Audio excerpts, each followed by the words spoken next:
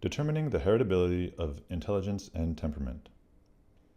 Monozygotic, aka identical, twinning is frequent enough in humans for there to have been several hundred recorded cases of identical twins put out for adoption in early life and reared apart. The possibility always exists that placement agencies choose adoptive families similar to the adoptees' biological ones, disguising environmentally caused similarities between reared apart twins as effects of genes. Yet identical twins reared apart are so much more alike than individuals paired by any non-genetic criterion, indeed they are almost as alike as identical twins reared together, that most experts agree that genes must explain some of the variation in many, if not most, human traits. The average difference in IQ between identical twins reared apart is almost as small as the average difference between IQ test performances of the same individual at different times, making identical twins act like single individuals with respect to intelligence. In recent years, there have also been studies of the heritability of personality traits. The impression conveyed by this literature is that heritability estimates for personality fall in the 0.4 to 0.5 range. Table 4.3 lists heritability estimates for various traits.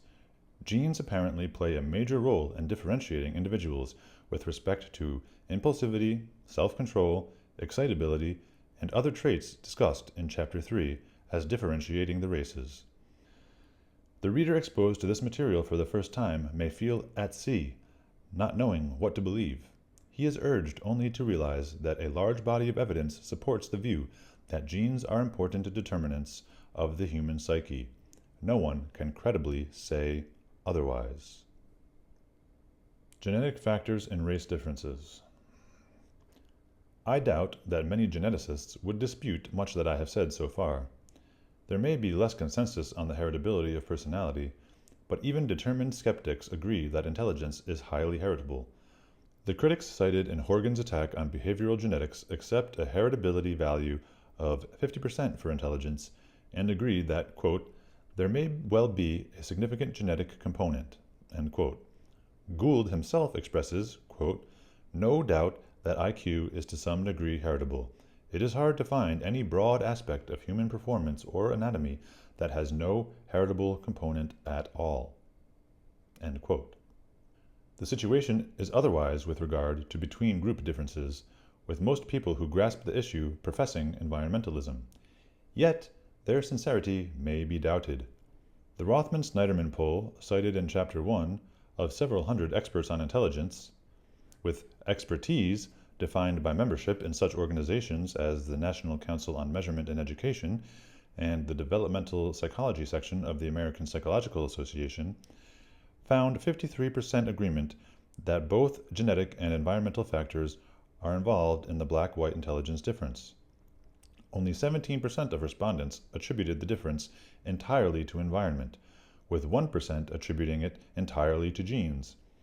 Of 159 editors and journalists surveyed, 27% said they believed both genetic and environmental factors are involved in the race difference, and only 38% committed themselves to extreme environmentalism.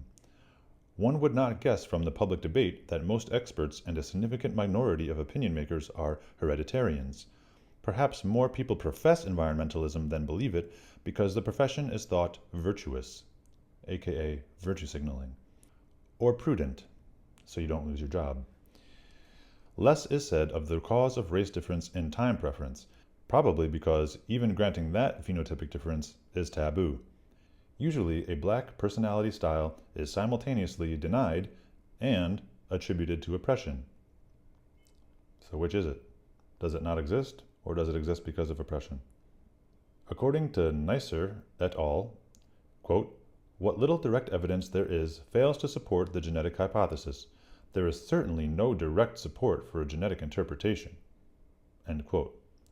Yet the step from phenotypic race differences to genetic variation is a short one, and a number of lines of evidence converge on it. Time of onset of race differences, relevant physiological race differences, adoption studies, intervention studies, comparison of African and Eurasian attainment, and the positive correlation between the heritability of an IQ subtest with the race difference on that test. Onset of race differences. While the IQs of young children are hard to measure, and measured IQ does not begin to correlate firmly with adult IQ until about age 5, several studies report a 1 standard deviation race gap present by age 3.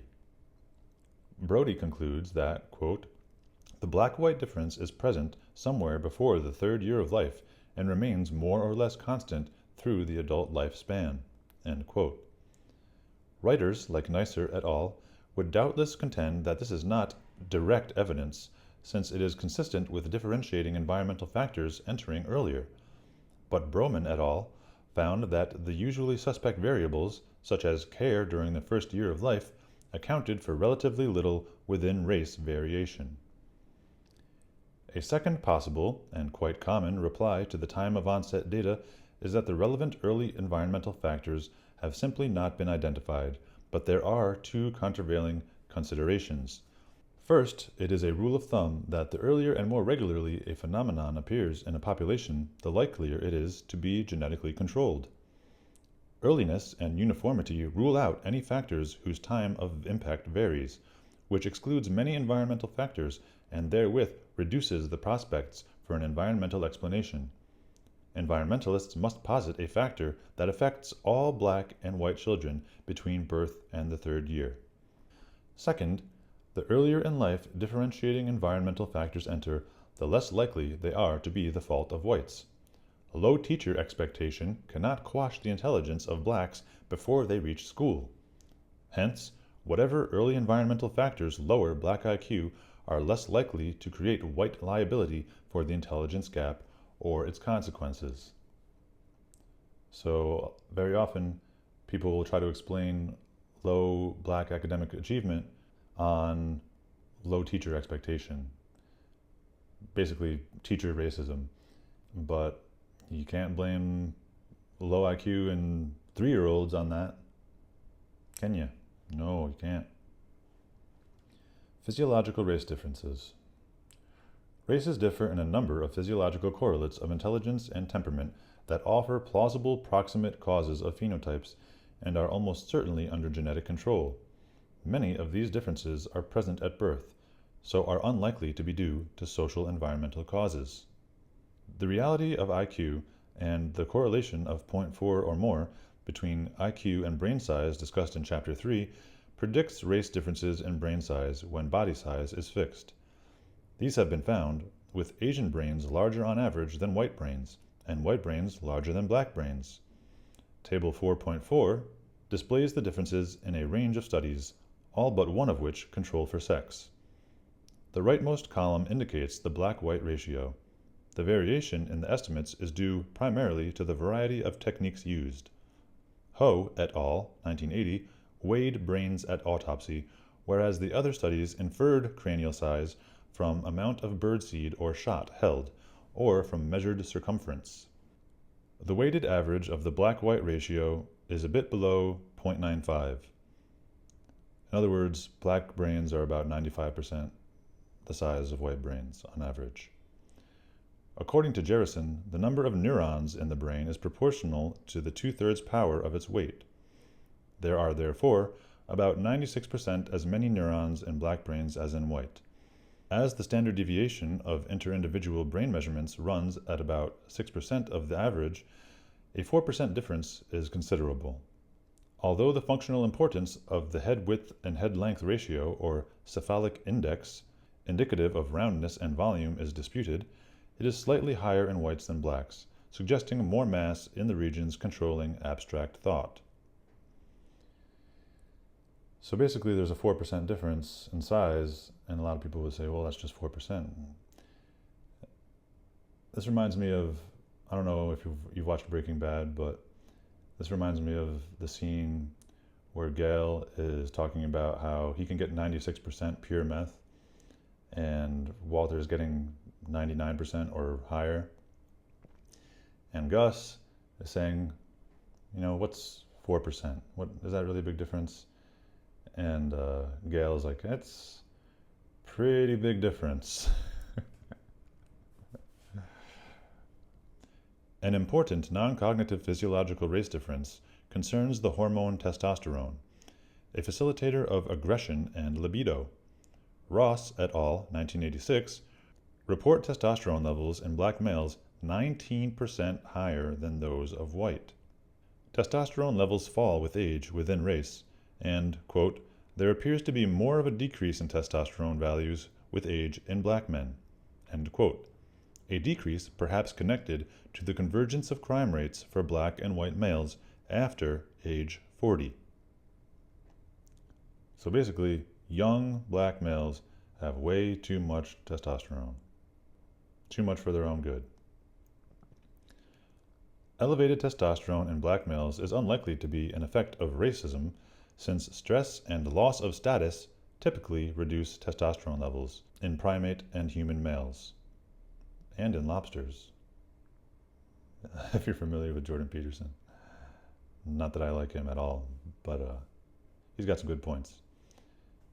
Too bad he's a Christ cuck.